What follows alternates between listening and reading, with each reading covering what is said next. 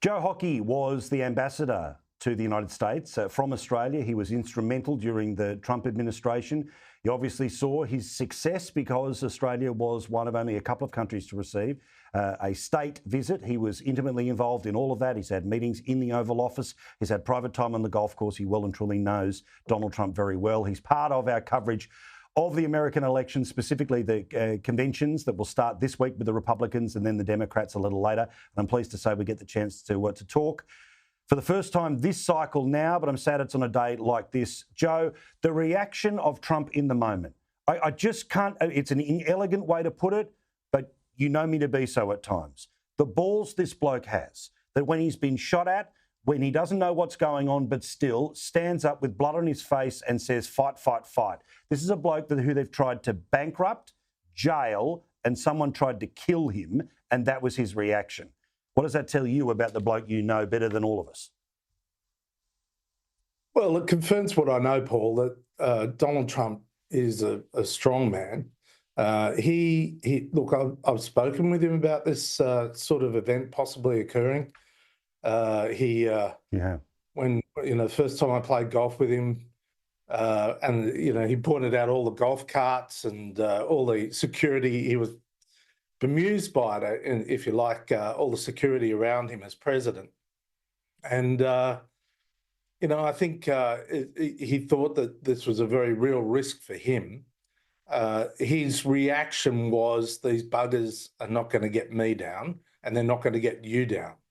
And this is the moment where we stand up, where we fight. We fight for what we believe. So he, in a sense, expected there would be an attempt. I think every president and every presidential candidate does expect it, because the Secret Service becomes so all-encompassing in their lives. It's just the reality. You hope that one crazy person doesn't get a fair shot. And in this instance, that did. Does the system have the capacity to investigate what happened today in a timely, methodical fashion that we will know before the election? Obviously, it's not a voting issue, but clearly there are Republicans who want to find out if it's true that people saw people and people weren't doing enough, and the claims, no doubt, that you've heard too about the amount of protection that he had or was allowed to have, et cetera, et cetera. Do you think they're going to be able to investigate this, or the mere nature of, frankly, the fire-breathing Republicans that would be doing the investigating would mean that the normal resistance will come from those being investigated? No, this will be thoroughly investigated. This goes to the heart of the capability of the Secret Service and the FBI and law enforcement agencies to protect a candidate for the presidency. I mean, there will be people crawling all over it. The question is, what is the reaction? And I think, there will be transparency on this, because Donald Trump has, a better than even chance of being the next president of the United States. I think what's most alarming is that it has been weaponized to some degree. I know from just observation that the security detail around the President Trump as a candidate is much less than around President Trump as the president. But it's still he had a higher level of protection than President Clinton. I mean, President Clinton has 3 or 4 people at best around him. With an advance party. So Donald Trump had, a lot of security. This was obviously a major security breach. And I have no doubt that it'll be heavily scrutinised. And I would expect that when we go to Milwaukee later today for the Republican National Convention, security is going to be overwhelming.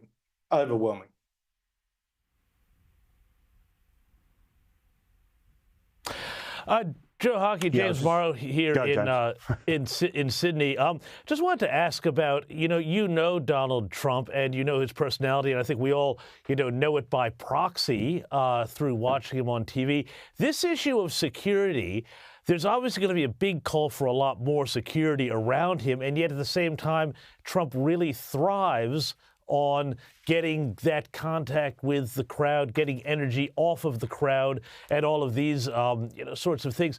How do you think they're going to balance, and where do you think Trump's instinct is going to take him, in this trying to strike this balance? I mean, I can't imagine he'd really want to be speaking in a plexiglass box, for example.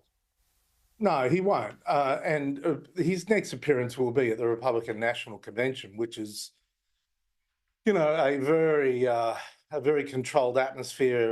There'd be about 5,000-6,000 in the stadium. But this will have an impact on Donald Trump. I mean, let's be real about it. He has come within 1 inch of dying, 130, 140 yards for a shot is very close. It was, a significant security breach. There's no argument about it, and I think it's really important to recognise that he's very human about these things. He's going to think of himself as being blessed. He'll think of himself as being lucky, but it'll also give him cause to reflect carefully on who his running mate will be. To date, the focus of his attention has been on a running mate who was loyal. He didn't see Mike Pence as being loyal to him, and he's overwhelmingly focused on having, in the first place, a deputy that's loyal to him and not going to undermine him. But now, with this reality, there's going to be a greater focus on the running mates of both Joe Biden and Donald Trump, and there will be deep reflection by Donald Trump.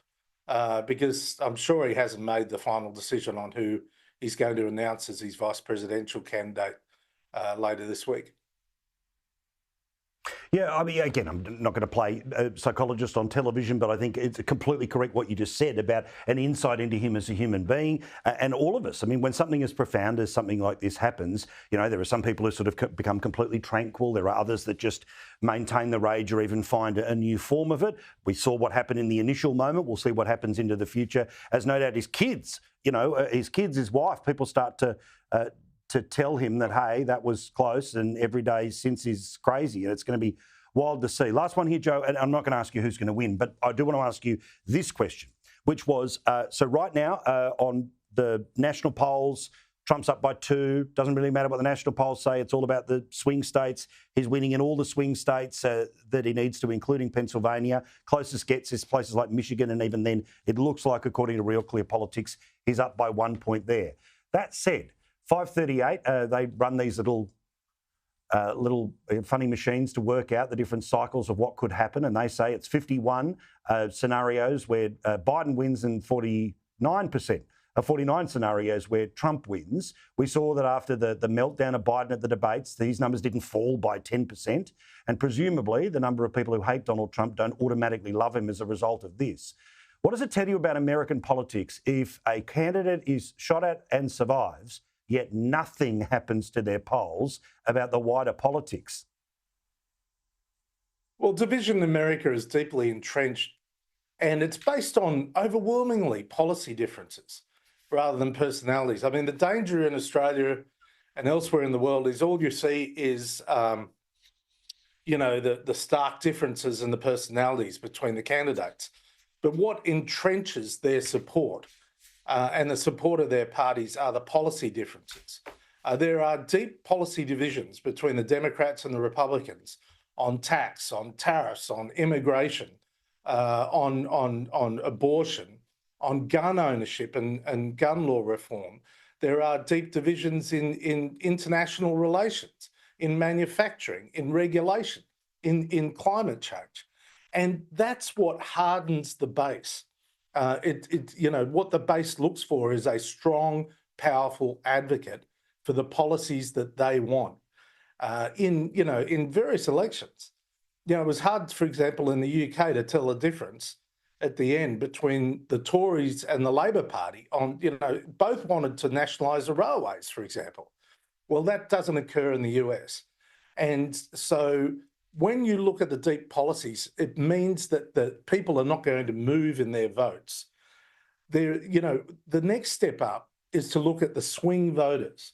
And unquestionably, there is going to be movement from those swing voters, firstly, over Joe Biden's cognitive health, and secondly, this will impact them because the defiance Trump showed will be reflected with defiance in the electorate.